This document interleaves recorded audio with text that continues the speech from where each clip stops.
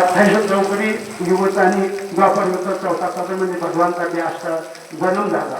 आवड याच्यामध्ये कुणी काही म्हणते, कुणी काय म्हणते, कशासाठी कुणी गुरुदत्ताने दत्त दत्ताचं आणि कुणी काही गुरु नानकाने ग्रंथ लिहिलेली आहे. आता त्याच्यामध्ये गुरुग्रंथ त्याला मी म्हणते, तो याचं पूजा करते. म्हणजे आज याच्यामध्ये खरा भगवान व्यासाचा, आज व्यासाचा पूजा होत असतो आणि धर्मग्रंथाचा पूजा असतो आणि लौकिक ग्रंथाचा पूजा होते असते. शाळामध्ये शिकवणारा अरे आपला गुरु तर नाही आहे, त्यांचा पूजा होते असते. आणि आपला जन्म देणारे आधी जन्म झालेली आहे, आपला याचा मोठा पूजनीय आहे किंवा ज्ञानाने पूजनीय आहे, त्यांचं सगळ्याच पूजा करायला आणि याला पार्थ आहे. म्हणून माणसाने आईवडीलचा पूजा करावा, आपला शिकवणारा, विद्या देणारं, ज्ञान देणारं अरे गुरुचं अरे पूजा करावा. आणि इथं म्हणून अरे वेद सूत्रामध्ये असं सांगितलेली आहे, सुरती मलम गुरु वाक्यम पूजा मलम गुरुपादन धर्म मलम गुरु सेवा शुभ मलम गुरु कृपा. गुरुची कृपा बिगर कोणतीही वस्तू शुभकर्म होत नाही, गुरु बिगर माणसाचा उद्धार होत नाही. म्हणून आणि गुरु सगळे पडता श्रेष्ठ आहे. म्हणून अरे पूजाचा मन गुरु आहे, वेदाचा मन गुरु आहे. ब्रह्मदेवाचा तोंडातून भगवान नारायणने त्यांना भागवत दिली, आत्माने दिली. आत्माने दिलेल्यानंतर तो वेद आपोआप प्रसिद्ध झाला नाही, स्पर्धा झाला नाही. आपोआप त्याला कुणी वेदाचं वाक्य समजत नव्हते, त्याचं काही समजत नव्हते आणि त्याला गुरुले अध्यान करून म्हणजे वेदाचं मन गुरु आहे, नाना प्रकारचा आणि पूजाचा मन गुरु आहे. आणि गुरु बिगर कोणतीही वस्तूचानी याचा स्वभाव होत नाही. म्हणून आध्यात्मिक ज्ञान प्राप्त केल्यावर काय असतो, आपल्याला जीवनमुक्त असतो. हा मनुष्य शरीरामध्ये आलेली आहे.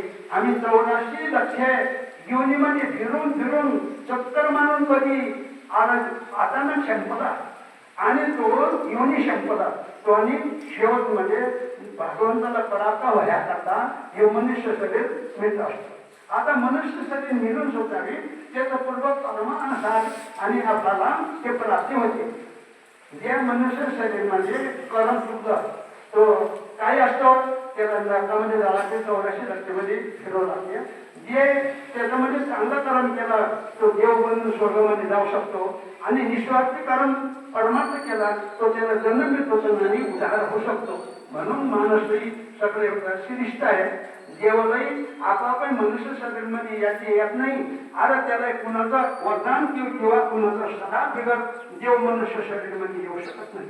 म्हणून आणि देव लोक मनुष्य शरीरचा मोठा प्रमाणाचा महत्व समजलेली जाणलेली आहे, पण त्यांनाही मनुष्य शरीरमध्ये आरोग्य यायच्यासाठी कठीण आहे, त्यांना नाही आहे. आणि मनुष्याचा स्वभाव आहे, मनुष्य शरीरमध्ये सगळ्या देव पितावे श्रेष्ठ असल्यामुळं आणि आपण आणलेली आहे, मागच्या जन्मामध्ये आणलेली आहे काय खाबरली आम्ही पुण्य, मागच्या जन्मामध्ये आणलेले आणि पाप पुण्याचा आणि फल आपण भोगू नये. म्हणून मनुष्य शरीरमध्ये आलेल्या माणसाला कशासाठी मनुष्य शरीर प्राप्त झालेली आहे आणि हे देवाला प्राप्त होऊन आपला जन्म मुक्त होऊन आणि आपल्याला कधी बार मरण बार जन्म आणि दुःखातून मुक्त व्हायला मनुष्य गेले. मनुष्य शरीर म्हणजे आलेल्या माणसाला संपूर्ण प्रयत्न केले पाहिजे, गुरुचं जवळ जायला पाहिजे, गुरु केले पाहिजे. त्याचं जाऊन गुरु करून होणार नाही, त्याचं प्रसन्न करावं की आमचा उद्धार कसा होईल. आमचा कोणतीही वस्तू अग्नी उत्पन्न करायचं असेल त्याला 2 वस्तू लागते. एका मध्ये आमच्या शरीरमध्ये अग्नी आहे आणि अग्नी साधनाने उत्पन्न असतो. साधन केल्यानंतर अग्नी कुठेही उत्पन्न होऊ शकतो. त्याप्रमाणे आता आपण जीवन उद्धारासाठी आता चांगला सोबत केले, चांगलं सक्षम केले, चांगलं ज्ञान प्राप्त केले, तोही आमचं हे साधन करता आमचा उद्धार होऊ शकतो, मनुष्य शरीरमध्ये होऊ शकतो. म्हणून आणि हे शरीर मेल्यानंतर काय करते, सुख आणि दुःख आहे. वेदाचं सूत्रामध्ये काय सांगितलेली याच्यामध्ये शरीर रथ आहे, हे शरीर काय आहे, रथ आहे, असा उपमा दिलेली आहे, रथ. आणि याच्यामध्ये एक पद्धतीने काय दिलेली आहे, हे शरीर 9 द्वारचा एक महल आहे. कोणी राहणारा महल आहे, जीव राहणारा महल आहे. जसं आपण मोठा मोठा बंगला घर बांधून आणि त्याच्यामध्ये बसायसाठी येतो, तशी शरीराला बसण्याकरता आधी जीव शरीरला उत्पन्न करतो आणि शरीर उत्पन्न झालेल्यानंतर ती पूर्ण आकार पक्का झाल्यानंतर ती जीव त्याच्यामध्ये प्रवेश करतो. त्याच्यामध्ये प्रवेश करून आणि आईच्या गर्भामध्ये मोठा परमात्मा त्यालाही आत्मज्ञान प्राप्त होतो. 6 महिना झाल्यानंतर आत्मज्ञान झालं प्राप्त होतं.